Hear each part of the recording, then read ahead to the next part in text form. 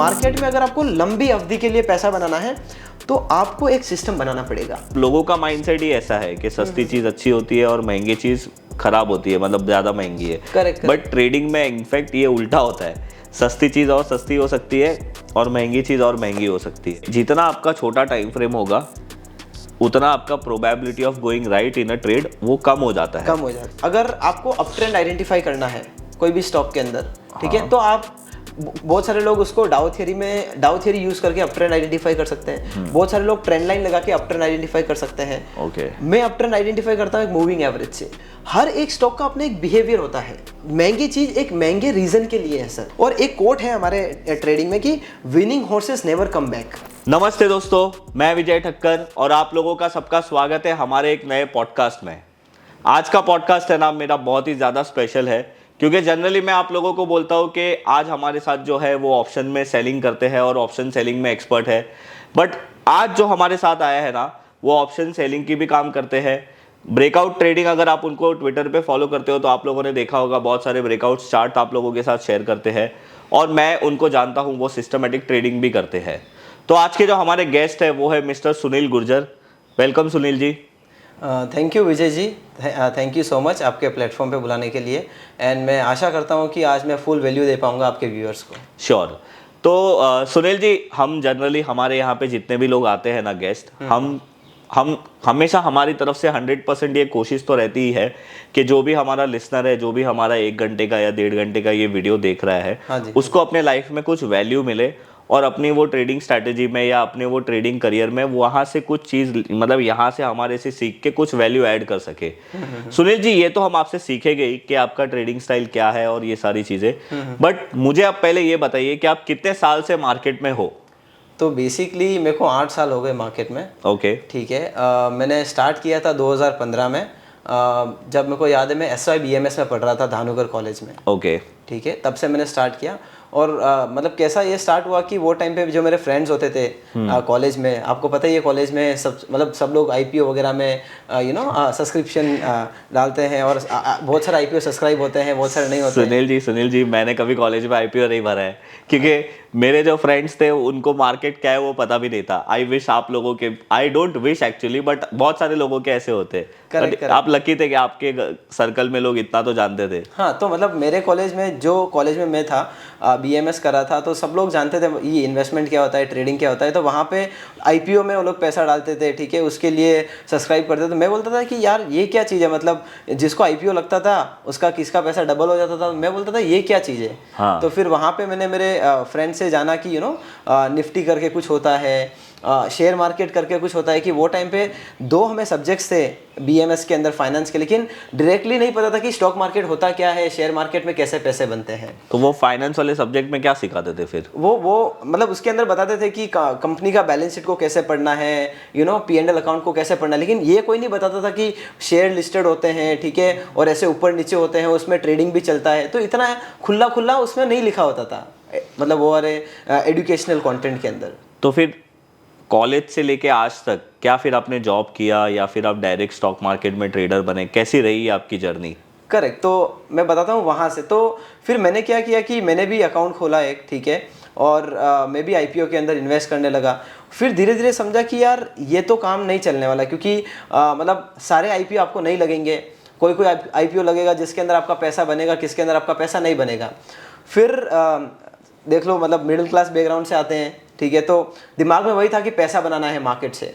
तो फिर मैंने जाना कि इसको प्रॉपर तरीके से किया जाता है, मतलब प्रॉपर तरीके से इसको कैसे करें। तो फिर रिसर्च किया गूगल पे, वही सब लोग वही करते, कुछ भी अगर जानना है तो गूगल पे जाएंगे, सर्च आउट करेंगे। सेम चीज़ मैंने भी किया, गूगल पे गया, फिर पता चला कि टेक्निकल एनालिसिस करके कुछ होता है। अच्छा। फंडामेंटल एनालिसिस करके कुछ होता है। ओके। ठीक है। तो फिर मैंने एक मराठी ऑथर हैं, उन्होंने टेक्निकल एनालिसिस के ऊपर बुक लिखी थी, मतलब बुक लिखी हुई है, तो उनकी मैंने बुक उठाई वहाँ पे वो टाइम पे। अच्छा। ठीक है, क्योंकि लाइब्रेरी में बुक्स होती है, और फिर मैं किताब खाना में गया, वहाँ पे बुक मिल गई। तो फिर मैंने वो टेक्निकल एनालिसिस की बुक पढ़ी। हाँ। फिर बाद में फिर जॉन मर्फी की बुक्स हाथ में आ गई, क्योंकि जब आपको कुछ सीखना होता है तो आप वो डोमेन के इर्द गिर्द सोचने लग जाते हो कि कौन सी अच्छी बुक है। हाँ। तो फिर वो टाइम पे मैंने टेक्निकल एनालिसिस की बुक्स पढ़नी स्टार्ट कर दी, और अप्लाई करना स्टार्ट कर दिया। और फिर धीरे धीरे वो भी सीख लिया कि निफ्टी क्या है, सेंसेक्स क्या है, ये निफ्टी 50 के कंपोनेंट क्या होते हैं। फिर टेक्निकल एनालिसिस सीख लिया। तो फिर वो टाइम पे मैं ये भी सीख गया कि चार्ट कैसे देखना है। मतलब इतना अच्छे तरीके से नहीं सीख पाया डेफिनेटली, मतलब आप खुद ही समझ रहे थे ये हाँ सारी हाँ, चीजें। मतलब कि ये कप एंड हैंडल होता है, ये असेंडिंग ट्रायंगल होता है, ठीक है। और ये कौन से साल की बात है?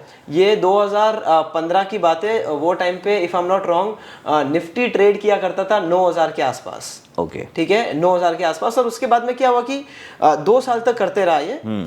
फिर मैंने सोचा कि यार पैसे नहीं बन रहे हैं, क्योंकि डीमेट अकाउंट तो खोल दिया, टेक्निकल एनालिसिस भी सीख रहा हूँ बुक्स पढ़ के, फिर इसको अप्लाई भी कर रहा हूँ। तो आपका कॉलेज कभी खत्म हुआ था? तो मेरा कॉलेज 2016 में खत्म हो गया था, TYBMS। ओके। उसके बाद में वही 2 साल फिर मैंने प्रैक्टिस किया। फिर मैंने सोचा कि क्यों नहीं इसको प्रॉपर तरीके से किया जाए, कहाँ पे इंटर्नशिप करके। तो आपने जॉब नहीं ढूंढा कॉलेज के बाद? नहीं। तो फिर 2016 जैसे मेरा BMS कंप्लीट हुआ, फिर सीधा इंटर्नशाला पे गया, क्योंकि अभी मेरे को 2 साल का ऑलरेडी एक्सपीरियंस हो चुका था, मार्केट के बारे में जानता था कि टेक्निकल एनालिसिस क्या होता है, कैंडलस्टिक्स क्या होते हैं। तो मतलब आपने कॉलेज खत्म कर दिया, फिर 2 साल आपने जॉब नहीं किया, मतलब यही सारी चीजें देख रहे थे? नहीं, तो अभी वो भी उसके ऊपर भी आता हूँ कि क्या हुआ। तो जैसे ही 2016 खत्म हुआ, उसके बाद में एक कंपनी थी इंडियन नेवी सिक्योरिटीज।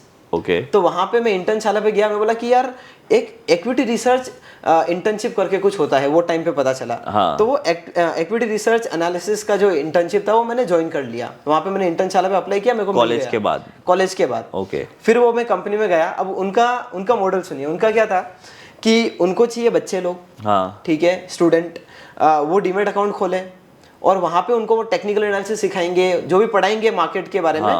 तो वो डीमेट अकाउंट खोलेंगे, पैसा डालेंगे, तो ट्रेडिंग करेंगे, तो कंपनी को ब्रोकरेज मिलेगा।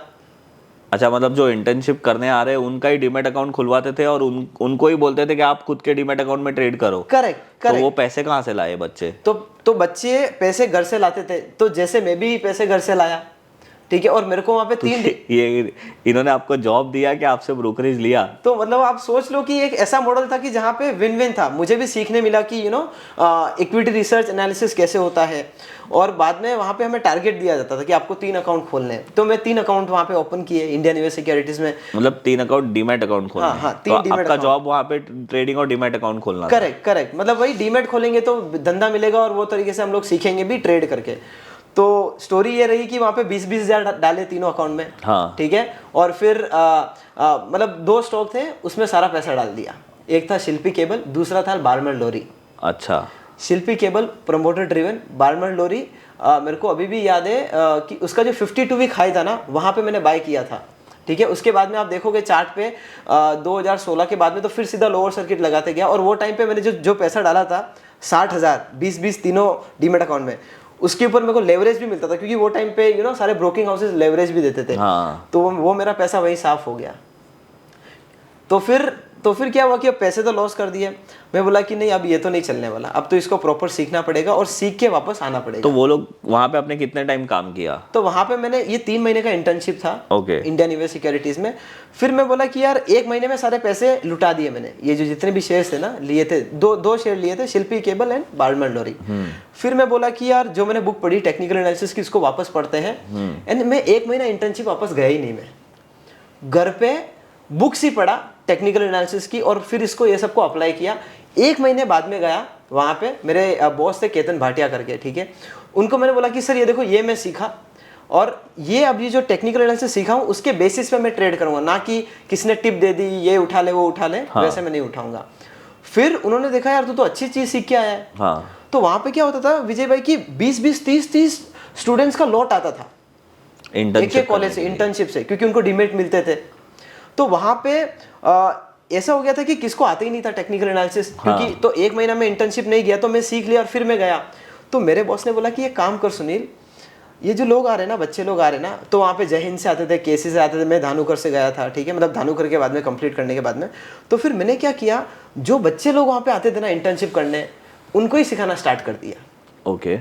और फिर वो लोगों को अच्छा लगा। फिर जो मेरे बॉस थे उनको मेरा काम पसंद आया, तो फिर उन्होंने मुझे हायर कर लिया 3 महीने बाद।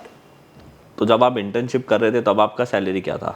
तो वो टाइम पे मैं आपको बताता हूँ 17,000 इन हैंड मिलता था मेरे को। 17? हाँ। और वो टाइम पे मैंने साथ साथ में एमकॉम भी मतलब एनरोल कर लिया था। ओके। ठीक है। तो ये कंपनी में फिर मैंने 1 साल काम किया, फिर मैं IIFL में गया। तो यहाँ पे मेरा काम ये था कि फाइनेंशियल ट्रेनर, ठीक है। तो IIFL में भी मैंने काम किया, वहाँ पे मेरा काम वही था कि तो वहाँ पे तो बहुत अच्छे अच्छे कॉलेज से स्टूडेंट्स आते थे, जैसे NMIMS हो गया, जमनालाल बजाज हो गया, फिर ITM हो गया, IBS हो गया। यहाँ के स्टूडेंट्स आते थे, इंटर्नशिप करते थे और सबका ट्रेनर मैं ही था, ठीक है। सबको टेक्निकल एनालिसिस मुझे ही सिखाना है। और तब तक मैं ट्रेडिंग करना सीख गया था और मतलब डेफिनेटली पोजीशंस बनाना सीख गया। स्विंग ट्रेडिंग क्या होता है, यू नो, ऑप्शंस वगैरह के बारे में इतना पता नहीं था, लेकिन स्विंग ट्रेडिंग वगैरह कैसे करना है और वो भी चार्ट्स को यूज़ करके वो सब सीख गया था। और ये कौन सा साल आ गया था ये सब करते करते? ये सब करते करते आ गया था, आप समझ लो 2018 स्टार्ट हो गया था। ओके, हाँ। तो फिर आपने ये चार्ट मोजो की शुरुआत कैसे की? बिकॉज मैं आपको चार्ट मोजो के बेसिस पे ही जानता हूँ। करेक्ट। तो क्या हुआ कि 2018 में जैसे ही हम लोग स्विच हुए IIFL में मैंने काम किया रहेगा 1.5 साल। लेकिन जब मैं IIFL में काम कर रहा था, साथ साथ में मैंने ये एक पेज भी स्टार्ट कर दिया था, इन्वेस्टिंग सुपरविजन करके। ओके। फिर मैंने उसको चेंज किया इन्वेस्ट टॉपिक, फिर मैंने उसको चेंज किया चार्ट मोजो। ओके, ठीक है। तो वहाँ पे मैं स्टूडेंट्स को, तो यू वोंट बिलीव, एक दिन में मैं 750 लोगों को सिखाता था वो टाइम पे। क्योंकि ट्रेनर में ही था और मेरा काम वही था कि बैलेंस शीट को कैसे रीड करना, टेक्निकल एनालिसिस कैसे समझना, चार्ट्स को कैसे समझना, कैंडलस्टिक्स को कैसे रीड करना, यही मेरा काम हुआ करता था वो टाइम पे। और मैं खुद ट्रेड भी करता था। तो अभी अगर हम लोग इतने साल के बाद की बात करें तो अभी सुनील जी क्या करते हैं? अभी सुनील जी कैसे काम करते हैं? अभी सुनील जी का स्टाइल क्या है? करेक्ट। तो जैसे ही वो IIFL मैंने छोड़ा, ठीक है, वो टाइम पे मैंने सोचा कि यार क्यों नहीं CMT किया जाए, क्योंकि तभी तक मतलब पैसे बना रहा था। लेकिन क्या था कि यार विजय जी, जब आप ट्रेडिंग कर रहे होते हो ना, तो आपका ना इमोशंस बीच में आ जाते हैं, यू नो। आपके पास में जब कोई प्रॉपर रूल नहीं हो, ठीक है, अगर आप समझो कि so I am a very fitness freak guy, तो अगर मैं जिम जा रहा हूँ, अगर मेरे को पता नहीं है कि मेरे को चेस्ट वाले दिन बेंच प्रेस मारना है, यू नो, XYZ एक्सरसाइज करना है, तो मतलब मैं वहाँ पे जाके ऐसा पागल की तरह घूमते रहूँगा, क्योंकि मुझे पता ही नहीं है कि रूल क्या है, चेस्ट के दिन क्या मारना है, लेग्स के दिन कौन सा वर्कआउट करना है। तो मुझे ऐसा लगता है कि कोई भी चीज़ आप लाइफ में करते हो, उसके पीछे एक वजह होती है और उसके पीछे एक प्रॉपर ऑब्जेक्टिव रूल होता है, उसका तरीका होता है करने का, प्रोसेस होता है एक। तो मैं सोचा कि एक सिस्टमेटिक तरीका ढूंढते हैं ट्रेडिंग करने का, और वो मेरे को लगा कि वो मेरे को आएगा जब मैं CMT करूंगा, क्योंकि CMT इज ऑल अबाउट मतलब you know doing trading the most objective way. Okay, तो ये आपने CMT कभी किया फिर? हाँ, तो CMT फिर मैंने 2018 में उसका करिकुलम स्टार्ट कर लिया था पढ़ना, और फिर 2020 में मैंने एग्जाम्स देने स्टार्ट कर दिए, और फिर आई गेस 2020 में मैंने लेवल 1 और 2 दे दिया था, और उसके बाद में मैंने लेवल 3 दे के क्लियर कर दिया था। उसके साथ साथ में मैंने CFT भी कर लिया। तो CFT एक यूरोप का कोर्स है, सर्टिफाइड फाइनेंशियल टेक्नीशियन। ओके, ठीक है। CMT है चार्टर्ड मार्केट टेक्नीशियन, US का कोर्स है। ओके, तो ये दोनों मैंने किया, और फिर मेरे को एक पता चला कि यार मार्केट में अगर आपको लंबी अवधि के लिए पैसा बनाना है, तो आपको एक सिस्टम बनाना पड़ेगा। ओके, और वो सिस्टम आप लाइफ टाइम यूज कर पाओगे, जो भी सिस्टम बनाओगे। अगर आप कोई भी चीज को प्रोसेस से करोगे तो आपका पैसा बनेगा लंबी अवधि के लिए। और वही मेरे को इंस्पिरेशन मिला CMT और CFT करके, और उसके बाद में मैंने बहुत सारी चीजें स्टार्ट कर दी। जैसे अभी आपका क्वेश्चन था कि आप करते क्या हो। हाँ। तो अभी मैं ऑप्शन सेलिंग भी करता हूँ पोजिशनली। Okay. मैं I do algo trading also, and I do swing trading. But मैं जो भी करता हूँ एक प्रोसेस होता है और एक रूल बेस्ड सिस्टम को मैं यूज करके ट्रेड करता हूँ। तो मेरा जो स्विंग ट्रेडिंग का कॉन्सेप्ट है वो भी पूरा सिस्टमाइज्ड है, पूरा रूल बेस्ड है। ओके, तो अभी ये जो आप मेरे को बता रहे हो कि CMT करने के बाद आपने सारी चीज़ें रूल बेस्ड प्रोसेस ड्रिवन कर दी, तो ये करते करते आपको कितने साल हो गए? करेक्ट। तो ये मेरे को हो गया है आराम से 4 साल हो गए मेरे को, ठीक है। हर एक चीज को मतलब मैं सिस्टम में कन्वर्ट करता हूँ। हाँ। और फिर मैं उसको ट्रेड करता हूँ, ठीक है। और अभी ये 4 साल में अगर मैं पूछूं आपसे कि पहले जिस तरीके से आप काम करते थे और अभी जिस तरीके से आप काम करते हो, तो उसमें क्या मेजर डिफरेंस आपको समझ में आया है? ठीक है। तो होता क्या है कि जब भी कोई भी बंदा मार्केट में ट्रेड कर रहा होता है, उसका मकसद ये होता है कि मैं अभी ट्रेड लूं और 3 दिन के बाद में उसका पैसा बढ़ जाए, ठीक है। तो जब आप नए होते हो ना, तब आपको ऐसा लगता है कि यार मतलब मैं ही बादशाह हूँ। मतलब समझ लो कि आपने कोई शेयर खरीद लिया और वो भाग गया। हाँ। तो क्या होता है कि जब बुल मार्केट चल रहा होता है, नया लोट आता है मार्केट में, ठीक है, शेयर बाय करते हैं, पेनी स्टॉक्स लेते हैं, जो भी लेते हैं, भाव ऊपर जाता है और सब खुश रहते हैं। लेकिन जब बेयर मार्केट में जब मार्केट बेयर मार्केट में जाता है, जब आपके शेयर्स का प्राइस ठुकता है, जब नीचे जाता है, तब आपको लगता है कि यार ये तो सट्टा है, ये जुआ है, ठीक है। तो जब स्टार्टिंग में मैं ट्रेड करता था तो मैं भी ऐसे ही था कि मतलब किसने बोला ले लिया, और जैसे ये टाटा मेटालिक्स करके एक स्टॉक था, तो वो टाइम पे जैसे 63 मून्स, तो ये सब के टिप्स आते थे और मैं भी टिप्स लेके ही करता था। लेकिन फिर मैं जब ये CMT किया, CFT किया, तो मेजर शिफ्ट ये आया कि कोई भी चीज़ लाइफ में करने के पीछे उसका एक प्रोसेस होता है, और अगर आप वो प्रोसेस को फॉलो करोगे तो पैसा बनेगा। और वही प्रोसेस मैं अभी भी फॉलो करता हूँ, be it option selling, swing trading, be it algo trading. तो अभी आप पूरे प्रोसेस ड्रिवन हो गए हो, तो मतलब मार्केट अगर ज़्यादा नीचे गिरे या मार्केट ज़्यादा ऊपर भी जाए तो आप ऐसे कोई ज़्यादा एक्साइटेड नहीं होते, आप मोस्टली प्रोसेस को फॉलो करते हो। करेक्ट। तो अब मैं आपको एक सिंपल चीज़ बताता हूँ, अगर आपको अप ट्रेंड आइडेंटिफाई करना है कोई भी स्टॉक के अंदर, ठीक है, तो आप बहुत सारे लोग उसको डाउ थ्योरी यूज करके अप ट्रेंड आइडेंटिफाई कर सकते हैं, बहुत सारे लोग ट्रेंड लाइन लगा के अप ट्रेंड आइडेंटिफाई कर सकते हैं। ओके। मैं अप ट्रेंड आइडेंटिफाई करता हूँ एक मूविंग एवरेज से, क्योंकि वो एक ऑब्जेक्टिव सिग्नल है। Okay. क्योंकि आप डाउ थ्योरी तो शायद कोई लाइन एक ऐसे खिंचेगा, एक मतलब 45 डिग्री में खिंचेगा। मैंने ये नोटिस किया है कि ट्रेंड लाइन अगर हम किसी को भी बनाने बोलते हैं ना एक चार्ट में, तो मतलब अगर 100 लोग हैं तो कम से कम 50 टाइप्स का ट्रेंड लाइन बन जाता है वही एक चार्ट में। सही बात है, सही बात है, सही बात है। ठीक है, तो सुनील जी बहुत ही अच्छा आपका एक बोल सकते हो कि सफ़र था, पर ये सारी चीज़ों में घर वालों का सपोर्ट क्या था? बिकॉज सबसे ज़्यादा इम्पोर्टेंट तो हमारे घर वालों का ही सपोर्ट रहता है। तो क्या स्टार्टिंग से आपके घर वाले आपके सपोर्ट में थे कि हाँ भाई तू मार्केट में कर काम? तो कैसा है कि I belong to business family, ठीक है। तो जो मेरे डैड हैं, he has dry fruit manufacturing sweet business, ठीक है। तो कैसा है कि यहाँ पे मेरे पास में एक रिस्क प्रीमियम था। रिस्क प्रीमियम यह था कि मतलब फैमिली बिलोंग करती है मतलब बिजनेस से, तो उनको पता है कि अगर कोई भी चीज़ करना है लाइफ में तो उसको टाइम लगेगा। और मतलब तो डैडी को मतलब स्टार्टिंग में मैंने डैडी के पैसे लिए थे 60,000, 3 अकाउंट खोले थे। डैडी ने बोला तूने पैसे ठुका, मतलब सारे पैसे ख़त्म हो गए और सारे पैसे तूने लॉस कर दिए, तो कुछ नहीं कर पाएगा, कुछ नहीं होगा, रहने दे। फिर ये सब टेक्निकल एनालिसिस सीखा, फिर मैं फाइनेंशियल ट्रेनर बना, फिर 2 साल पढ़ाया, फिर मैं खुद ट्रेड करने लगा। फिर डैडी को कॉन्फिडेंस आ गया कि यार कुछ कर सकते हो आप, ठीक है। फिर उन्होंने मुझे टाइम दिया, क्योंकि मेरे को ऐसा फैमिली प्रेशर कुछ नहीं था कि फैमिली को पैसे देने हैं या फिर जॉब पे लगना है और मंथली बेसिस पे कि कुछ रिस्पॉन्सिबिलिटी है। राइट, बिकॉज बहुत सारे क्या हर फैमिली में एक प्रेशर होता है। अगर पैसे का प्रेशर नहीं है तो ये भी प्रेशर होता है कि अरे अभी तेरा कॉलेज खत्म हो गया है, अभी तू घर पे क्यों बैठा है, एटलीस्ट काम पे लग जा। अगर पैसे का प्रेशर नहीं है तो भी, बट बहुत फैमिली में पैसे का भी प्रेशर होता है।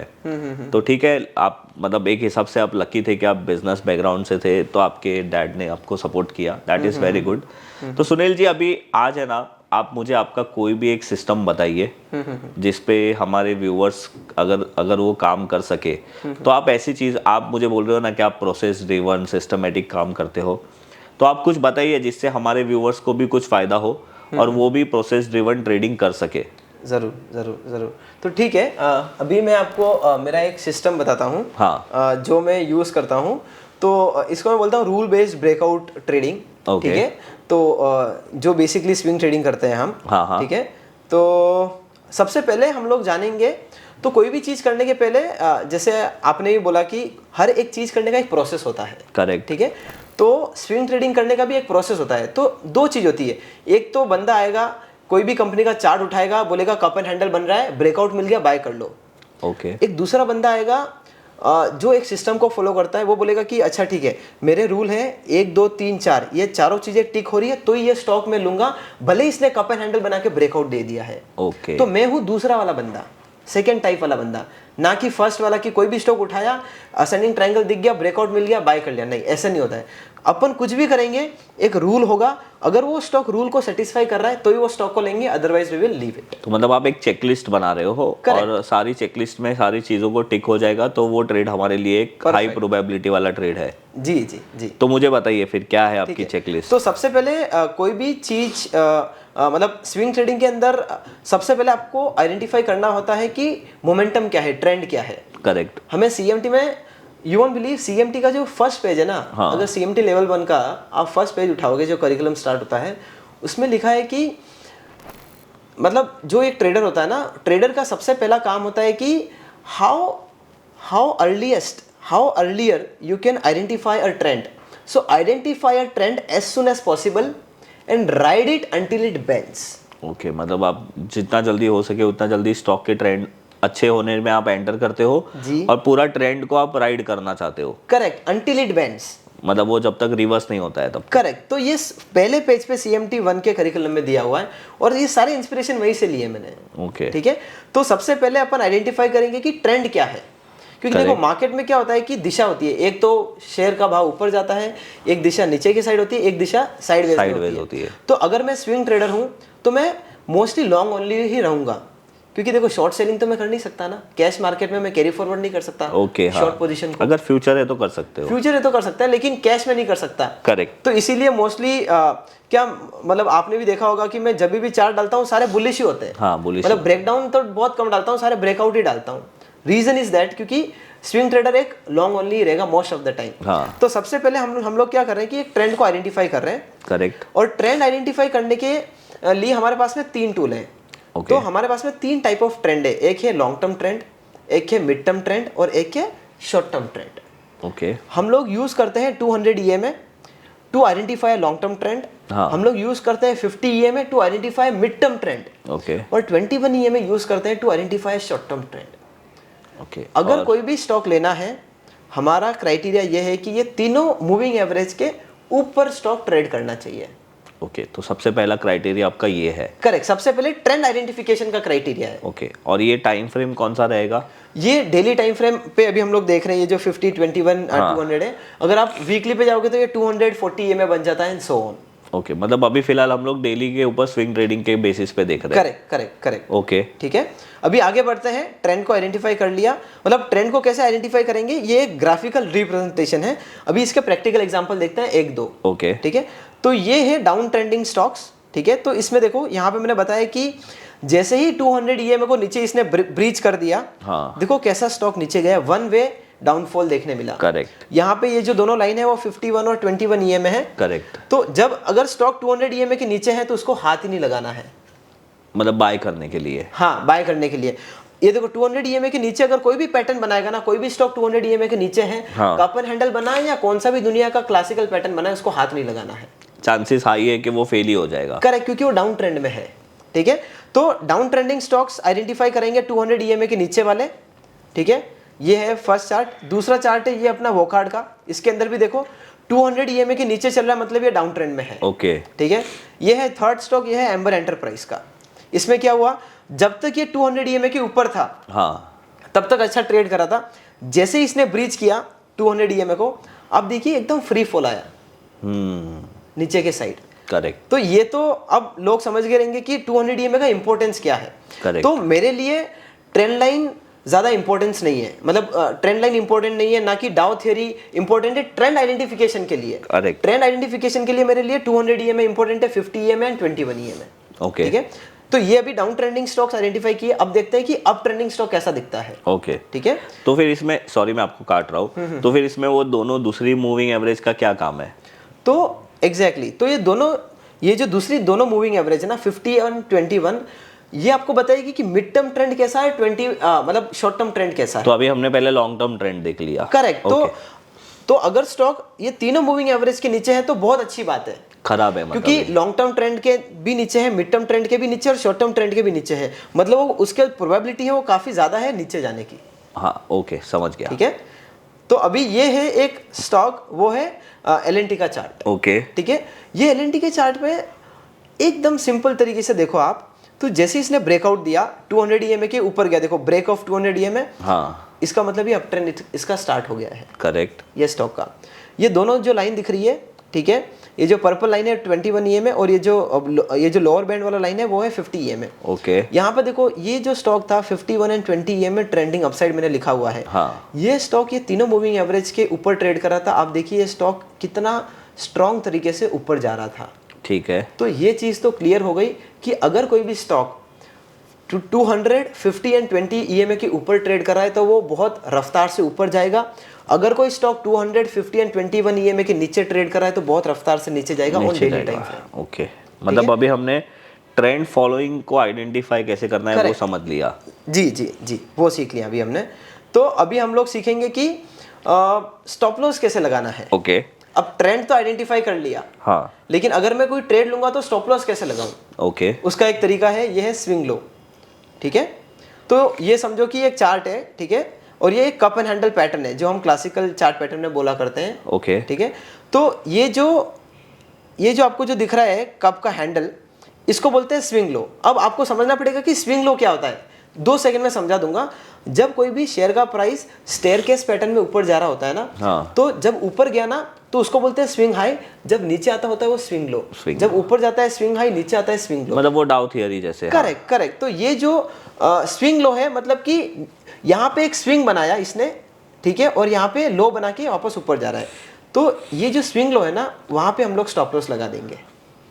समझो ये स्टॉक ने यहाँ ब्रेकआउट किया, कप एंड हैंडल ने, ये तो इसका जो रीसेंट स्विंग लो है, मतलब पिछला जो रीसेंट स्विंग लो है, वहाँ पे हम लोग स्टॉप लॉस लगा देंगे। अच्छा, बट ये ब्रेकआउट के पहले सबसे पहले हम लोगों को ये देखना है कि वो तीनों EMA के ऊपर है कि नहीं है। करेक्ट। उसके बाद ये हमारा सेकंड है। अगर समझो कोई स्टॉक तीनों EMA के ऊपर है, उसके बाद उसमें कप एंड हैंडल ब्रेकआउट आया, तब जाके हमें ये स्टॉप लॉस लगाना है और तब जाके हमें ये ट्रेड लेना है। परफेक्ट। ओके, समझ गया। परफेक्ट। और एक चीज विजय भाई बोलना चाहूंगा कि यार मार्केट में ना लोगों को पता ही नहीं होता है कि वो मतलब अंधी तीर है, अंधी तीर मारते हैं, आते हैं, ठीक है। मतलब अगर कोई स्टूडेंट, अभी समझ लो कोई स्टॉक ठुका हुआ है, ठीक है, वो तीनों EMA के नीचे, अगर कोई बंदा आके बोल दे कि सुनील भाई ये चार्ट कैसा लग रहा है, मेरे को बहुत बुरा लगता है, क्योंकि यार उसको वही नहीं पता है कि ये स्टॉक का ट्रेंड कौन से साइड है, और वो बंदे को वो शेयर बाय करना है। जनरली इसमें लोगों का गुनाह नहीं है, मैं ऐसे बोलूँगा कि जनरली लोगों को सस्ती चीज़ अच्छी लगती है। तो जब भी कोई स्टॉक 10% 20% गिरता है तो ज़्यादातर लोग इंटरेस्ट उसमें ही देते हैं, उसको ही खरीदने के लिए देते हैं। शायद लोगों को ऐसा लगता है कि अब ये 20% गिरा है तो थोड़ा तो ऊपर आएगा ही।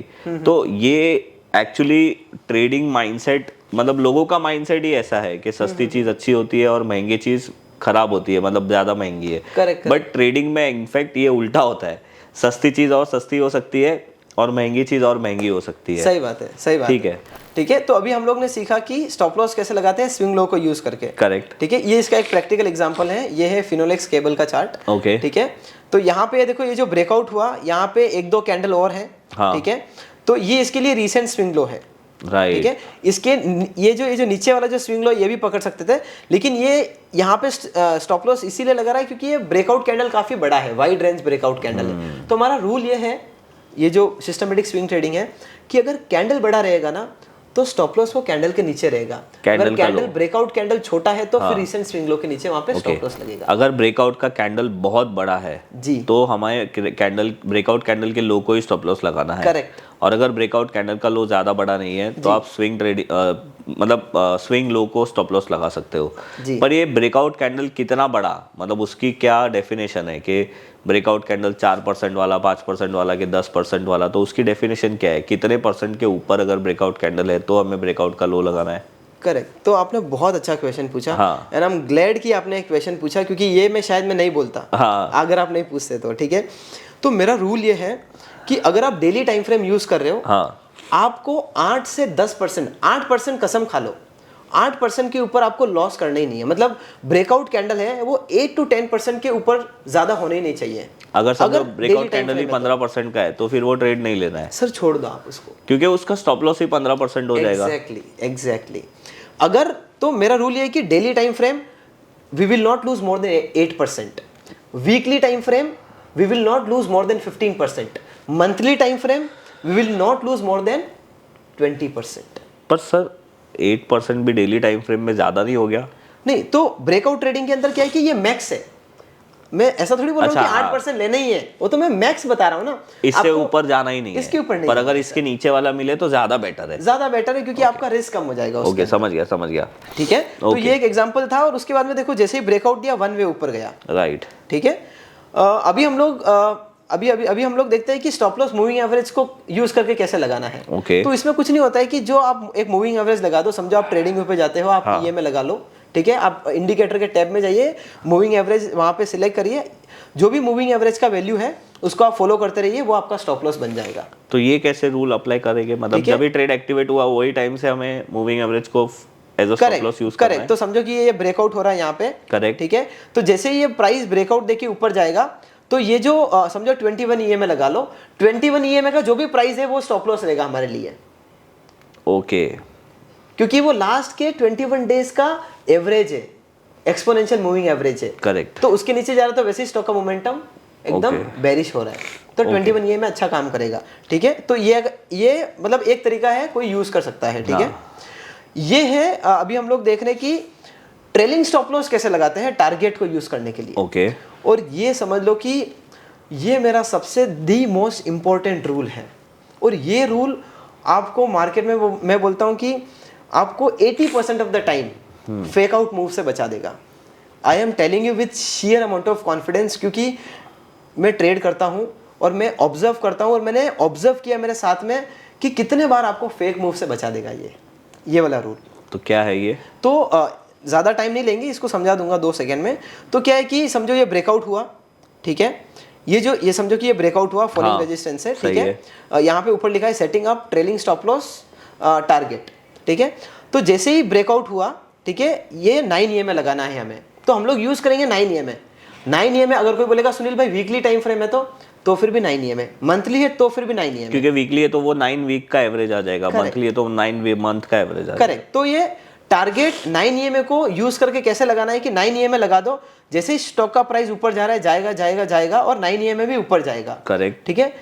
अब एग्जिट क्राइटेरिया क्या है? एग्जिट क्राइटेरिया ये है विजय जी कि फर्स्ट कैंडल 9 EMA के, अब ये, और मैं आपके सारे व्यूअर्स को बोलूंगा कि ये पार्ट आप थोड़ा ध्यान लगा के सुनिए, क्योंकि ये काफी इंपॉर्टेंट है। हाँ, फर्स्ट कैंडल को क्लोज होना है 9 EMA के नीचे, करेक्ट, ठीक है। ये कैंडल क्लोज हो गया, ठीक है। फर्स्ट कैंडल होना चाहिए बेरिश और 9 EMA के नीचे क्लोज होगा, करेक्ट। दूसरा कैंडल सुनिए, दूसरा कैंडल भी होना चाहिए बेरिश, रेड ही होना चाहिए, और वो कैंडल का जो क्लोजिंग है वो प्रीवियस कैंडल के लो के नीचे होना चाहिए। ओके, मतलब अगर समझो 9 EMA 100 है, हाँ, तो जब हमारा stop loss trailing stop loss तब हिट होगा जब पहला कैंडल 100 के नीचे आया, हाँ, और फिर हम लोग वो कैंडल के लो को मार्क कर लेंगे, फॉर एग्जांपल 95, ठीक है, और दूसरा कैंडल 95 के नीचे गया, तब एक्चुअल हमारा स्टॉप लॉस एग्जिट होगा। नहीं, गया नहीं, वो 95 के नीचे जाके फिर वो जो लो के नीचे क्लोज देना चाहिए। देखो ना, जैसे ये देखो यहाँ पे क्या हुआ कि जैसे ये लो था, लो के नीचे क्लोज हुआ। इन शॉर्ट हमें कैंडल क्लोज का वेट करना है फिर। Correct sir. और ये जो रूल है ना सर, मैं लोगों को बोलना चाहूंगा कि अगर आपको एमई ब्रोकर में बैक टेस्ट करना है, बैक टेस्ट कर लीजिए, इसका बहुत सुपर्ब रिजल्ट मिलता है। ये काफी इफेक्टिव एग्जिट सिग्नल है। ओके, मतलब ये हम ट्रेलिंग स्टॉप लॉस के लिए यूज करेंगे। करेक्ट, ठीक है। या फिर टारगेट के लिए, हाँ, मतलब एक बार अपना ट्रेड एक्टिव हो गया, हाँ, फिर 9 EMA लगा के छोड़ दो। करेक्ट। तो अभी एक चीज यहाँ पे डिस्कस करते हैं कि स्टॉप लॉस अपन ने आइडेंटिफाई कर लिया, ट्रेंड कैसे आइडेंटिफाई करते हैं वो उसका डिस्कशन कर लिया। हाँ। अभी हम लोग बात कर रहे थे कि टारगेट कैसे लगाना है, हाँ। ठीक है। तो टारगेट में अपन एक लगा सकते हैं trailing stop loss based target, correct. दूसरा होता है पैटर्न बेस्ड टारगेट। ओके, तो पैटर्न बेस्ड टारगेट बात करते हैं अभी हम लोग, ठीक है। इफ यू वांट तो मैं इसका प्रैक्टिकल एग्जांपल बता दूं, हाँ, बता दीजिए, आप बता दीजिए। तो ये है MRF लिमिटेड का चार्ट, हाँ, और ये यहाँ पे ब्रेकआउट हुआ, देखो। करेक्ट। अब मुझे बताइए ब्रेकआउट कैंडल के लो के नीचे की स्टॉप लॉस लगाया ये मैंने? हाँ, क्योंकि ब्रेकआउट कैंडल का साइज बड़ा था। परफेक्ट, राइट, ठीक है। 9 EMA लगाया ट्रेलिंग स्टॉप लॉस के लिए, करेक्ट। अब ये देखो, ये जो फर्स्ट कैंडल थी 9 EMA के नीचे क्लोज हुई, हाँ, और वो जो फर्स्ट कैंडल का जो लो था, हाँ, उसके नीचे जो दूसरा कैंडल है उसने क्लोज दिया है, करेक्ट। तब तो यहाँ पे तो अपन ने इसको एग्जिट किया 37,500 में, उसको एग्जिट किया 64,500 में, और ये भी डेली टाइम फ्रेम में। हाँ जी, मतलब ये वीकली टाइम फ्रेम ओके, ये वीकली टाइम फ्रेम। मैं बोला कि ये यूनिवर्सल रूल है। हाँ। 9 EMA आप मंथली पे भी लगा सकते हो, आप क्वार्टरली टाइम फ्रेम पे भी लगा सकते हो, ठीक है। करेक्ट। तो अभी हम लोग चलते हैं हमारा वो वाले एग्जांपल के ऊपर, टारगेट कैलकुलेट। हाँ, टारगेट के ऊपर, ठीक है। तो ये है setting up pattern based target. तो थोड़ा प्रोसेस वापस, सबसे पहले अपन ने ट्रेंड को आइडेंटिफाई कर लिया, राइट। स्टॉप लॉस कैसे लगाना है वो हमने सीख लिया कि स्विंग लो का यूज करेंगे, अगर ब्रेकआउट कैंडल बढ़ा है तो ब्रेकआउट कैंडल का लो, राइट। अभी टारगेट की बात करें तो trailing stop loss based target सीख लिया। अब लास्ट चीज बाकी है, वो है कि पैटर्न बेस्ड टारगेट कैसे लगाते हैं। ओके, ठीक है। तो ये समझो कि एक पैटर्न है कप एंड हैंडल। हाँ, तो कप एंड हैंडल का जो टॉप होता है रेजिस्टेंस, वहां से बॉटम डेप्थ ऑफ मतलब बॉटम उसके बाद जो लास्ट लो था, करेक्ट। तो ये जो बॉटम डेप्थ होगा ना, यहां से ये जो टॉप का जो डिफरेंस है, ये डिफरेंस को आप उठा के आप ब्रेकआउट का जो एरिया है वहां पे ऐड कर दो, ये आपका टारगेट आ जाएगा। तो ये फर्स्ट एक्सपेक्टेड टारगेट बन सकता है अगर कोई ट्रेड लिया तो। करेक्ट, लेकिन मैं आपको एक फ्लो बताता हूँ Vijay ji, let's be realistic. हाँ। ठीक है, मार्केट में लोग ट्रेड करते हैं, बोलते हैं कि आप ये ऐसा टारगेट लगा लो, वैसा टारगेट लगा लो। मैं बोलता हूँ कि भाई साहब, जब अपन ट्रेड कर रहे होंगे ना, अपना विनिंग प्रोबेबिलिटी वैसे ही कम होता है। ओके। क्योंकि जब हम ट्रेड कर रहे हैं, हमारा मतलब आप पकड़ के चलो कि मैं 10 से 6 बार राइट होऊंगा, 4 बार गलत जाऊंगा, और हो सकता है कि मैं 5 बार भी गलत जाऊं। लोग ये एक्सेप्ट नहीं करते हैं कि I am going to be wrong in the market. हाँ। ठीक है, अब मैं बोलता हूं, अब आप, क्योंकि आप खुद स्विंग ट्रेडिंग करते हो, मुझे बताना कि अगर अपन राइट ही 6 बार होने वाले हैं 10 बार से, जब बुल मार्केट है वो बात अलग है कि 10 में से 8 बार राइट हो जाए, क्योंकि घोड़ा गधा सब भाग रहे हैं। ठीक है, लेकिन जब बेयर मार्केट है तो आपकी प्रोबेबिलिटी कम हो जाएगी, विनिंग प्रोबेबिलिटी। मैं बोलता हूं कि विजय जी, हम लोग राइट ही 6 बार 5 बार जाएंगे, तो जो स्टॉक हमारे लिए चल रहा है, और जो 5 स्टॉक में हम लोग राइट जा रहे हैं सर, वो जो स्टॉक में राइट जा रहे हैं वो स्टॉक को अगर अपन इतने कम टारगेट पे ही एग्जिट कर लेंगे, तो सर फिर क्या कर रहे हैं सर फिर अपन, क्योंकि फिर ट्रेंड तो राइट ही नहीं कर रहे हैं। देखो, एक ट्रेडर का मकसद ये होना चाहिए कि, क्योंकि वो 5 ही स्टॉक में राइट है, 5 स्टॉक में तो वो गलत है, 5 स्टॉक में जो राइट है ना सर, वो उसको तब तक टिके रहे, तब तक राइड करे जब तक उसका ट्रेंड खत्म नहीं हो पॉजिटिव। राइट, ये बात तो आपकी बहुत सही है, क्योंकि अभी रिसेंटली REC PFC में ब्रेकआउट हुआ था जी। मतलब मैं रिसेंटली मतलब 3-4 महीने पहले की बात कर रहा हूँ। तो अगर आप देखोगे ना, तो REC PFC स्टॉक 2-3 महीने में डबल हो गए जी, और उसके साथ बहुत सारे स्टॉक्स के ब्रेकआउट हुए थे, बस मार्केट गिरा तो वो फेल हो गए जी। बट ये अभी भी स्ट्रांग है। इनफैक्ट जब हम लोग वीडियो बना रहे हैं उसके एक दिन पहले भी REC PFC ने लाइफ टाइम हाई ब्रेक किया था। हाँ, अभी काफी मोमेंटम अच्छा है। तो ये बात आपने बहुत सही बोली कि एक्चुअली सच बताओ ना, तो स्विंग ट्रेडिंग में प्रोबेबिलिटी वैसे भी लो ही होती है, वैसी लो होती है, क्योंकि आप डेली टाइम फ्रेम पे ट्रेड कर रहे हो। हाँ जी। और मैं आप लोगों को एक फैक्ट बता दूं कि जितना आपका छोटा टाइम फ्रेम होगा, उतना आपका probability of going right in a trade वो कम हो जाता है। तो आप स्विंग ट्रेडिंग कर रहे हो, और जिस तरीके से सुनील जी ने बोला कि जितने ट्रेड हमारे राइट जा रहे हैं, try to maximize the profit, वो एकदम सही बात है। Correct right. और इसीलिए I am not the biggest fan of मतलब pattern based target. Okay, I am the biggest fan of trailing stop loss based target, क्योंकि जब तक वो 9 EMA पे एग्जिट नहीं आएगा, तब तक मैं एग्जिट नहीं करूंगा, क्योंकि मुझे ट्रेंड को राइड करना है, क्योंकि मैं राइट ही 5 बार हूं मैं। करेक्ट, तो सही बात है सर जी, ये आपने एक्चुअली में बहुत ही अच्छी बात करी है, क्योंकि बहुत बार ऐसा होता है कि पैटर्न बेस्ड टारगेट हिट हो जाते हैं और फिर भी स्टॉक चलते रहता है। करेक्ट। और मैं दूसरी प्रो टिप देता हूं लोगों को कि आप अपने आप को पूछना कि जब आप स्विंग ट्रेडिंग करते हो ना, ये मैं सच बता रहा हूँ, मतलब सच राज बता रहा हूँ, ठीक है, कि अगर आप कभी भी कोई पोजीशन लिए हो स्विंग ट्रेडिंग में, आपने कभी भी उसको 2 से 3 महीने तक होल्ड किया है क्या? अगर आप स्विंग ट्रेडिंग करते हो ना सर, और अगर आपका होल्डिंग पीरियड 2 महीना नहीं है, 3 महीना नहीं है, सर आप स्विंग ट्रेडिंग, आपको पता ही नहीं है क्या स्विंग ट्रेडिंग है सर। आप मनोरंजन के लिए आए थे मार्केट में और आप मनोरंजन कर रहे हो सर। क्योंकि अगर आप स्विंग ट्रेडर हो ना सर, तो आपका ट्रेड 2 महीना 3 महीने के नीचे चल ही नहीं सकता। आपका डेफिनेटली होल्डिंग पीरियड होगा वो स्टॉक का 2 महीना 3 महीना 5 महीना 6 महीना, क्योंकि तभी पैसा बनेगा। और अगर उसके नीचे है तो मतलब आपका माइंडसेट ऐसा है कि आज स्टॉक लो, 3 दिन में उसका भाव डबल होना चाहिए, 100 का 200। सर वैसा नहीं होता, आप पैसे लुटाने वाले हो मार्केट से सर। सही है, ये तो आपने अच्छा बताया। तो और कुछ बताइए मुझे एग्जांपल, अगर आपने देखे हो। तो अभी अपन क्या करेंगे, अभी अपन ये देखो, अभी एक एग्जांपल लेते हैं कि अगर पैटर्न बेस्ड टारगेट कोई यूज करता, ठीक है, तो उसमें क्या होता। तो ये कंपनी है, ये यूएस का चार्ट लिया है।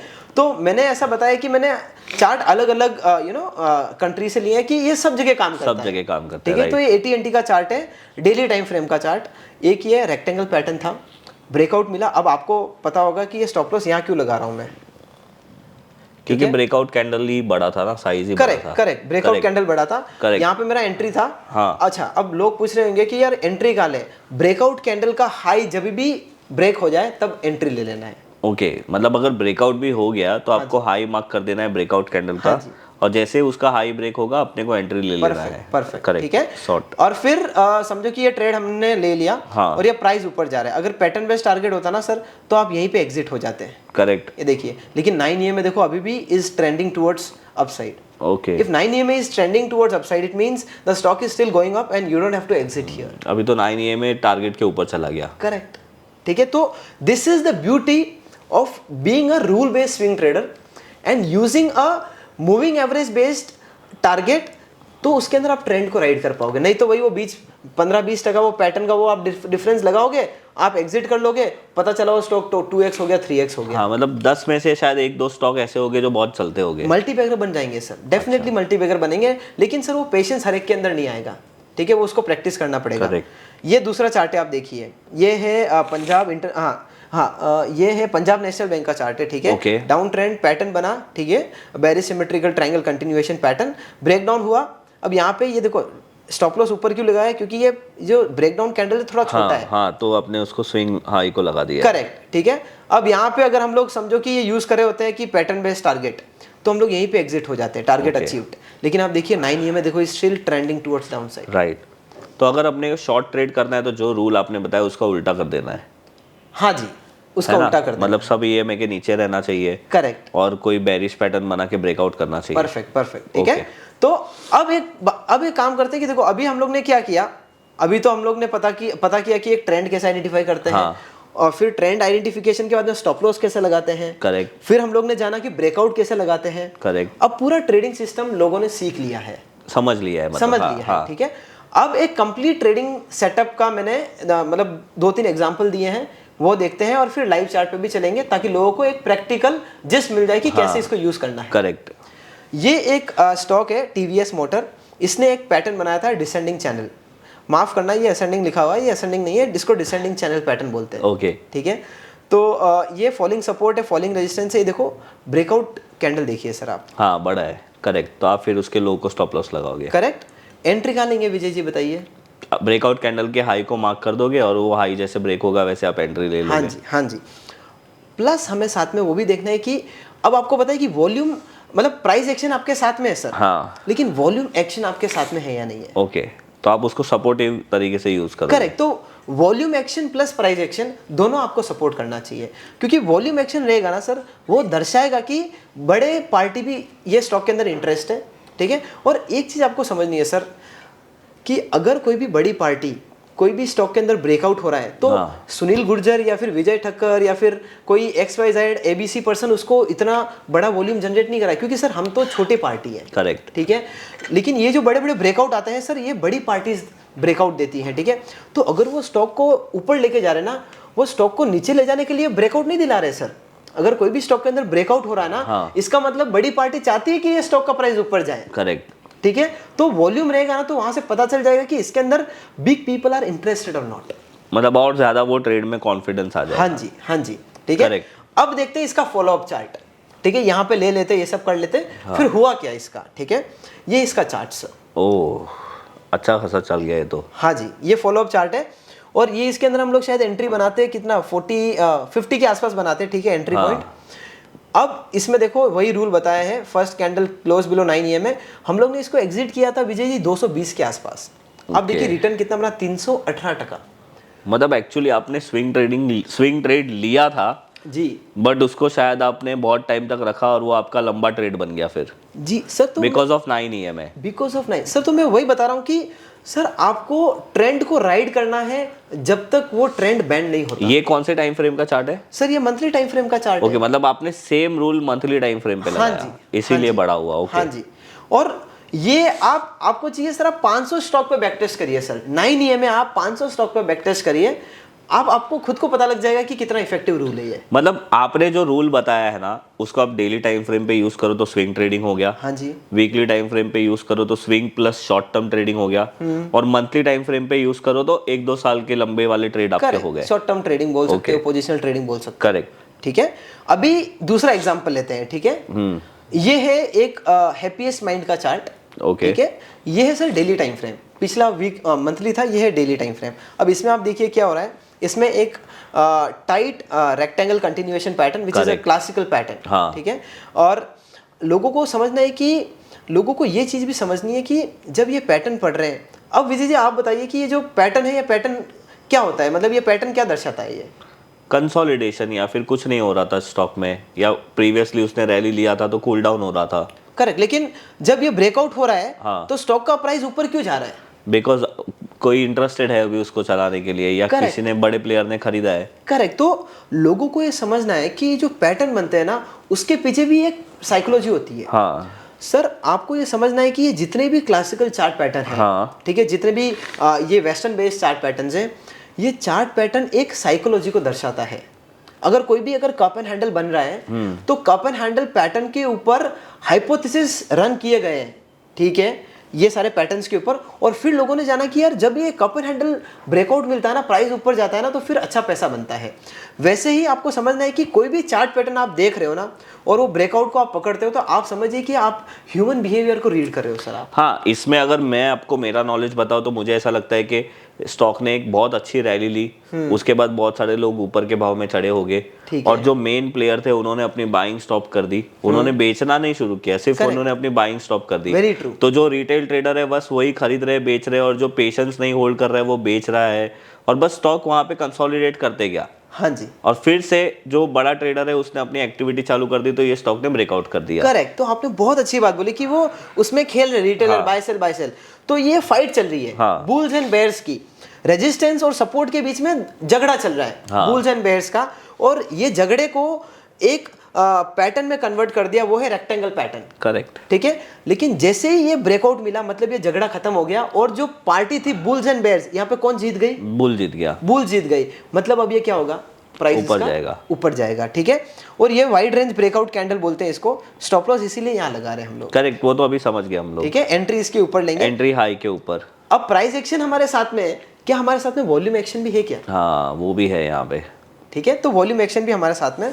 अब ये देखिए, ठीक है, इसको हम लोग एंट्री करते थे 600 के आसपास। हाँ, ये स्टॉक यहाँ से ऊपर जाने लगा, और ये देखो यहाँ से वापस इसने ब्रेकडाउन भी दिया 9 EMA के नीचे। हाँ, पर जो आपने रूल बोला था वो नहीं हुआ। वो नहीं हुआ क्यों? क्योंकि सर क्या होता है कि देखो, आपको एक चीज समझनी पड़ेगी कि मार्केट में जो बड़ी पार्टी है ना, उनको बहुत अच्छी तरह से पता है कि रिटेलर को कैसे फंसाना है।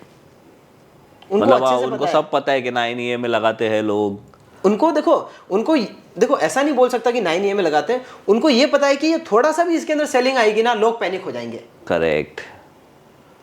तो वो लोग पैनिक क्रिएट करते हैं, इसीलिए फॉल्स ब्रेकडाउन होता है, और हमारा जो 9 EMA है वो पैनिक से अपने को बचा देगा, क्योंकि जब तक दूसरा कैंडल वो फर्स्ट कैंडल के नीचे क्लोज नहीं होता तब तक एग्जिट लेना ही नहीं है सर। पर सुनील जी, कभी ऐसा भी हो सकता है ना कि समझो अपना 9 EMA के नीचे पहला कैंडल बंद हुआ, ठीक है, फिर दूसरा कैंडल और 10-15% नीचे जाके बंद हुआ, तो होने दो सर, तो वो अपना नुकसान थोड़ा ज्यादा हो जाएगा। Sir that is the cost of doing the business sir. Okay, तो that I called putting a money on the table. मतलब आपको थोड़ा बहुत पैसा टेबल पे रखना ही पड़ेगा जब आप ट्रेड को एग्जिट कर रहे होंगे, क्योंकि देखो कोई भगवान नहीं है ना। हाँ, मैं कोई देखो, अगर आप भगवान के भाई हो तो ही बता सकते हो कि कहाँ पे एग्जिट मिलेगा। ठीक है, तो कोई भगवान का भाई नहीं है, ठीक है, तो जहां पे एग्जिट मिलेगा वहीं पे हमें एग्जिट करना है, क्योंकि मुझे थोड़ी पता है कि सर ये स्टॉक वहीं पे जाके अब नीचे आने वाला है तो वहां पे मैं एग्जिट कर लूं। जब तक 9 EMA के नीचे नहीं आएगा तब तक एग्जिट नहीं करना। मैंने आपको ये सवाल जानबूझ के पूछा क्योंकि ये सवाल बहुत सारे लोग जो अभी सुन रहे हैं उनके मन में होता, जी, तो जी, मैंने जी। सोचा उनके बिहाफ पे मैं आपसे पूछ लूं। डेफिनेटली। तो यहाँ पे ये फेक मूव से बचा दिया, यहाँ पे ये फेक मूव से बचा दिया, और ये स्टॉक को हमने एग्जिट किया देखो 1300 के ऊपर। ओके, एंट्री कहाँ की सर? 600 के आसपास। मतलब आपने स्विंग ट्रेडिंग को एक्चुअली में पोजिशनल ट्रेड में कन्वर्ट और कर सर ये दिया। डेली टाइम फ्रेम है सर। हाँ, मैं वही बोल रहा हूँ कि आपने लिया तो स्विंग ट्रेड था जी सर, पर बिकॉज ऑफ 9 EMA हमने उसको पोजिशनल ट्रेड तक मतलब होल्ड किया, चलाते गए। एग्जैक्टली। अब लोग सोच रहे होंगे कि ये क्यों? क्योंकि सर मैंने आपको बोला 5 बार राइट है, लेकिन जब 5 बार राइट है ना, तगड़ा पैसा बनाना है सर। समझ गया। क्योंकि जब तक वो ट्रेंड बेरिश नहीं होगा तब तक उसके अंदर से हटना नहीं है। Correct. And this is one of the example. ठीक है, ये है लास्ट एग्जांपल। हाँ, ठीक है, उसके बाद में 1-2 और चार्ट देख लेंगे तो लोगों को पता लग जाएगा। आप एक काम करें ना सर, लाइव वाला ही बता दीजिए। लाइव वाला बता हाँ, दूं? लाइव वाला बता दीजिए। ठीक है, चलो तो अभी हम लोग लाइव वाले चार्ट पे चलते हैं। ठीक है, और तो इसके अंदर हमारे अंदर सबसे ओके, तो यहाँ पे सबसे पहला चार्ट दिख रहा है हमें, ये है आदित्य बिरला मनी का। अच्छा, अभी वैसे आज डेट क्या है आप वो भी बता दीजिए तो लोगों को पता चलेगा। तो हाँ ठीक है, तो ये 3 नवंबर को ये पैटर्न बना, मतलब ये ब्रेकआउट मिला। Correct. और ये पैटर्न बोलते हैं इसको बेसिंग कंटिन्यूएशन पैटर्न। ओके, ठीक है, मैं अभी पैटर्न नहीं सिखाने जाऊंगा क्योंकि पैटर्न अपने आप की अलग थियरी है, बहुत सारे टाइप के पैटर्न है, लेकिन अभी सिस्टम की बात करते हैं। तो पहले सर हम लोग क्या करते हैं ना, हम लोग आपकी जो सिस्टम है उसको शुरू से स्टार्ट करते हैं। तो पहले ट्रेंड फॉलोइंग, मतलब ये स्टॉक में पॉजिटिव ट्रेंड है वो पता लगाने के लिए ये स्टॉक अपना तीनों एवरेज के ऊपर है वो पता चल गया। जी, अब ये देखो ये 200 EMA के ऊपर है, हाँ। और ये 50 के भी ऊपर है, 21 EMA के भी ऊपर है। Okay. ठीक है, यहाँ पे रेस्ट्रिक्शन है, मैं ज्यादा चार्ट नहीं लगा सकता। ठीक है, ठीक है, इसीलिए मैं एक ही चार्ट लगा पा रहा हूँ, लेकिन ये तीनों EMA के ऊपर है। करेक्ट। पैटर्न बन रहा है बेसिक कंटिन्यूएशन पैटर्न, जैसे ही रेजिस्टेंस ब्रीच हुआ, ये देखो वाइड रेंज ब्रेकआउट कैंडल है। हाँ, ठीक है, तो अभी इसमें हमारा रूल है कि भाई कैंडल के लो को मार्क कर लो as a stop loss, perfect. और कैंडल का हाई जैसे ब्रेक होगा वैसे हमारी हो जाएगी एंट्री। परफेक्ट। अभी इसमें फर्स्ट टारगेट हमारा होगा भाई, अगर आप लोगों को रेंज बेस लगाना है तो जो बेस का रेंज है, मतलब जो रेजिस्टेंस से लेके लो तक का जो रेंज है, वो हमारा फर्स्ट टारगेट होगा ब्रेकआउट के बाद का। जी। अदरवाइज हाँ। आप इसको 9 मूविंग एवरेज के बेसिस पे आप इसको ट्रेल कर सकते हो जी। अभी मैं एक ऑप्शन ओपन करता हूँ, कोई पर्सन ऐसे भी कर सकता है ना कि 50-60% वो रेंज कैलकुलेशन पे पूरी एग्जिट कर दे और बाकी की 40% या 60% क्वांटिटी को ट्रेलिंग करे। करेक्ट। तो एक बंदा क्या कर सकता है, हाँ। कि वो पैटर्न बेस्ड टारगेट लगा सकता है। हाँ। जो भी डेप्थ आएगा है पैटर्न का, हाँ। जैसे ही वहां पे प्राइस आएगा, आप 50% क्वांटिटी को एग्जिट कर दो तो थोड़ा प्रॉफिट बुक हो जाएगा। करेक्ट। पैटर्न बेस्ड टारगेट पे आप आधा क्वांटिटी निकाल दो। हाँ। आधा क्वांटिटी को रखो trailing stop loss based target पे। करेक्ट। हाँ, मतलब थोड़ा उसको पैसा मिल जाएगा तो कॉन्फिडेंट और आ जाएगा ट्रेड में। करेक्ट। तो ये फर्स्ट एग्जांपल है और ये अच्छा लग रहा है। और इसके अंदर आपको देखो एक चीज और करनी है, मतलब ज्यादा टाइम नहीं लगेगा, 1 मिनट लगेगा। आप कभी भी कोई भी चार्ट रीड कर रहे हो ना सर, हाँ। देखो विजय जी, क्या होता है कि जब हम लोग चार्ट पैटर्न रीड कर रहे होते हैं ना, हर एक कंपनी का अपना एक बिहेवियर होता है। समझो कि जैसे आपके 2-3 दोस्त होंगे, आपका एक दोस्त होगा अग्रेसिव, हाँ। एक दोस्त होगा very cool, easy to going person. Correct. तो ऐसे ही तरीके से हर एक स्टॉक का एक बिहेवियर होता है। करेक्ट। तो आपको देखना है कि उसका हिस्टोरिकल डेटा में जाके हाँ। आपको देखना है कि ये कौन से ज्यादा पैटर्न को फॉलो कर रहा है।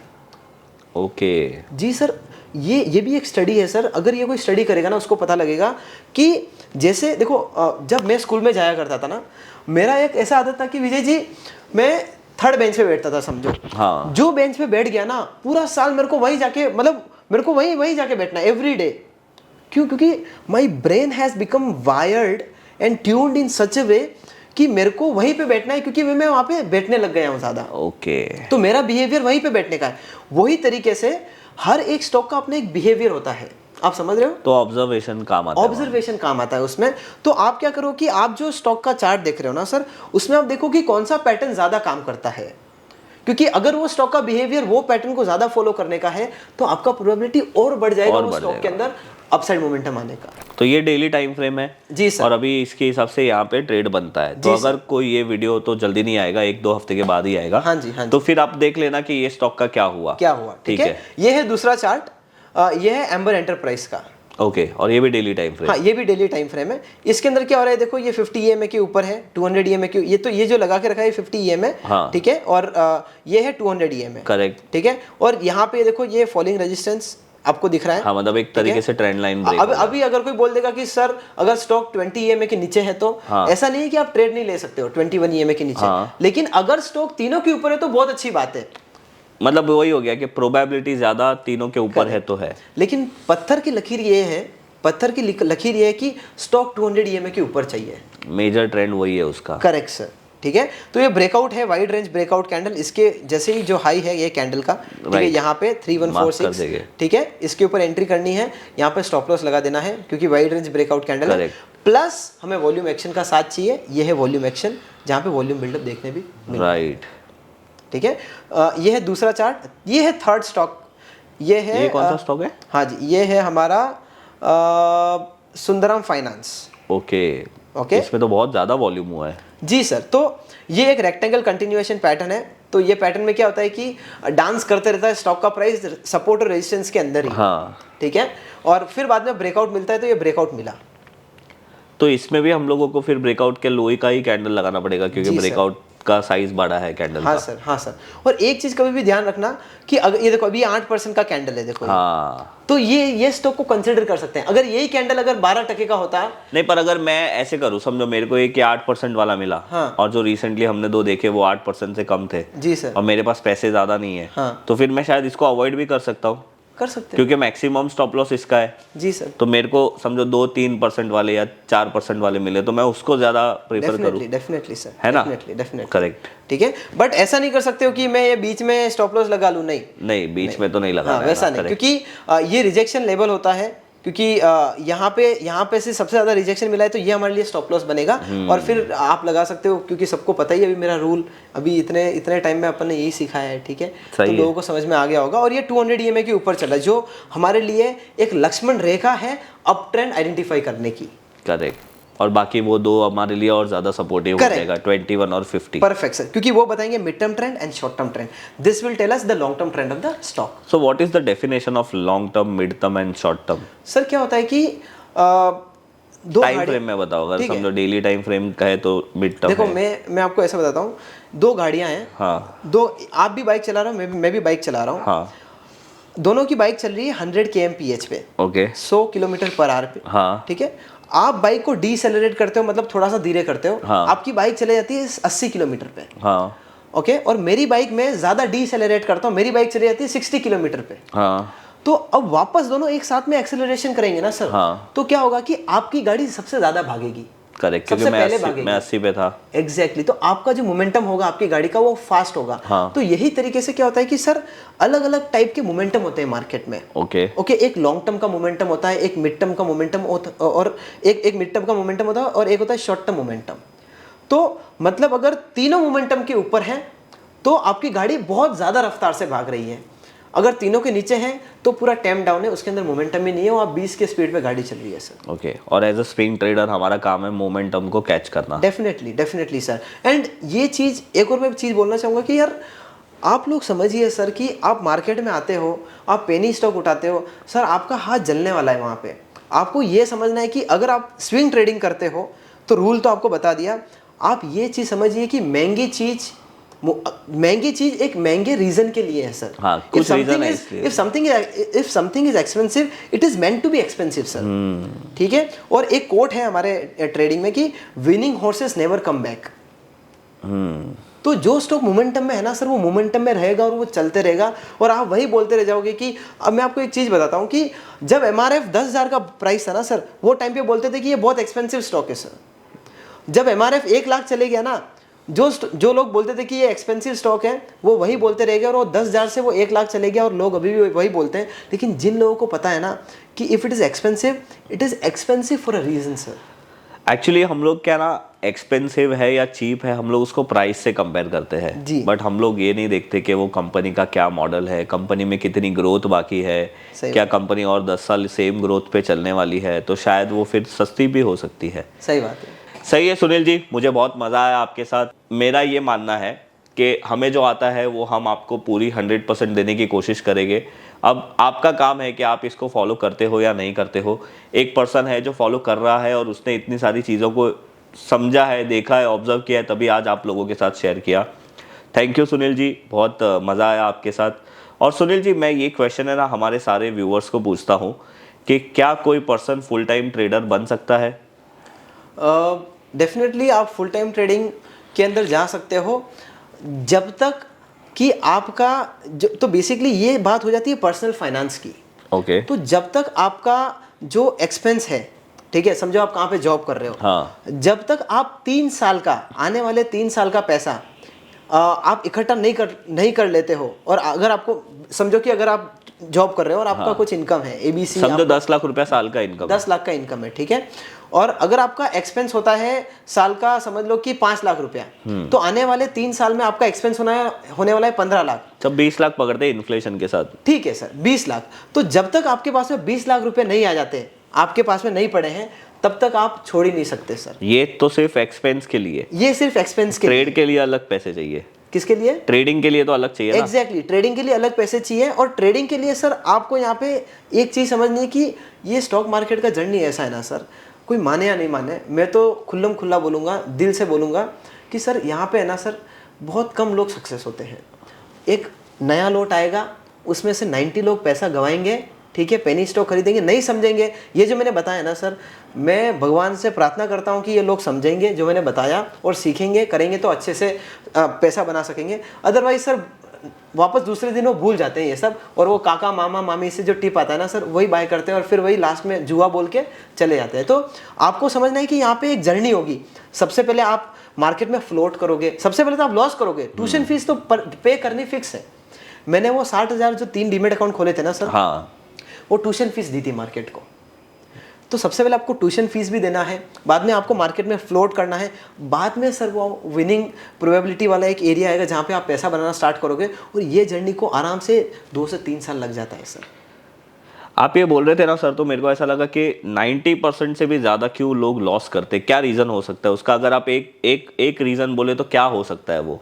एक ही रीज़न, सिर्फ एक शब्द में। सर एक ही शब्द में अगर मैं रीज़न बताऊं सर, 90% लोग लूज़ करते हैं क्योंकि उनको पता ही नहीं होता है कि वो कर क्या रहे हैं। मतलब खाली एक एग्जांपल देने दो, समझो आपको कुछ धंधा स्टार्ट करना है, हाँ। अगर समझो आपको फ़ोन भी लेना है सर, हाँ। अगर मेरे को फ़ोन लेना है ना, मैं जाऊंगा फ्लिपकार्ट पे, अमेज़ॉन पे, ठीक है, और मैं 1000 वेबसाइट पे आके चेक करूंगा, ई कॉमर्स वेबसाइट पे, कि इसका कितना प्राइस है, इसके फीचर्स क्या है, हाँ। प्रॉपर रिसर्च करूंगा सर, ठीक है। मेरे को कोई धंधा स्टार्ट करना है, मैं 2 महीना तो फील्ड वर्क करूंगा सर मैं। हाँ सर ये भी एक धंधा है सर, ट्रेडिंग भी, लेकिन लोग इसको मनी मेकिंग मशीन समझते हैं, Correct. वो प्रॉब्लम है। और वो 100 का 200 करना चाहते हैं दूसरे दिन, जो नहीं होता है, और वही उनको लीड करता है सारा पैसा लॉस करने में, और बाद में वही लोग मार्केट को जुआ और सट्टा बोलते हैं सर। सही है, थैंक यू फिर से सुनील जी, बहुत मज़ा आया आपके साथ। आई विश आप लोगों को भी ये सारी चीज़ें समझ में आई होगी और ये प्रोसेस और ये सिस्टम भी समझ में आया होगा। वैसे रिसेंटली मैंने और सुनील ने एक बुक लॉन्च की थी, और वो बुक में भी हमने यही कोशिश की थी कि हम लोगों को प्रैक्टिकल एग्जाम्पल के साथ सिस्टम कैसे काम करता है, पैटर्न कैसे काम करता है, वो सब चीज़ बताई थी। तो बस यही चीज़ है, हम कोशिश करते हैं कि आप लोगों को हम सिखा सके, क्योंकि जैसे सुनील ने बहुत अपने लाइफ में टाइम दिया है, पैसे दिए हैं। इससे क्या होता है ना, देखो आप हमारा वीडियो देख के कोई ऐसा नहीं है कि आप रातों रात अच्छे ट्रेडर बन जाओगे, बट आपका जो लर्निंग कर्व है ना, वो छोटा हो जाता है। मतलब मेरी कोशिश वही होती है कि अगर मैंने जो सीखा है वो मैं लोगों के साथ शेयर करूं, तो उसका थोड़ा लर्निंग कर्व छोटा हो जाए और वो जल्दी सीख जाए। करेक्ट। और मुझे बहुत अच्छा लगा सुनील जी, आपने मतलब दिल खोल के सारी चीज़ें बताई है। तो मैं विश करूंगा कि आप लोगों को भी ये चीज़ अच्छी लगी होगी। अगर पसंद आई है तो आप हमारे वीडियो को लाइक और शेयर ज़रूर करिए। और सुनील जी भी अपना यूट्यूब चैनल चलाते हैं और कोशिश कर रहे हैं कि वहाँ पे क्वालिटी कंटेंट आप लोगों को दे सके। तो आप लोगों को अगर फॉलो करना है तो आप सुनील जी के चैनल को भी फॉलो कर सकते हो। सुनील जी के साथ उनके 2 पार्टनर भी है जो काम करते हैं, तो वो लोग भी बहुत अच्छा काम कर रहे हैं। तो मज़ा आया सुनील जी, और थैंक यू वेरी मच आपको यहाँ पे आने के लिए। Thank you sir. Thank you.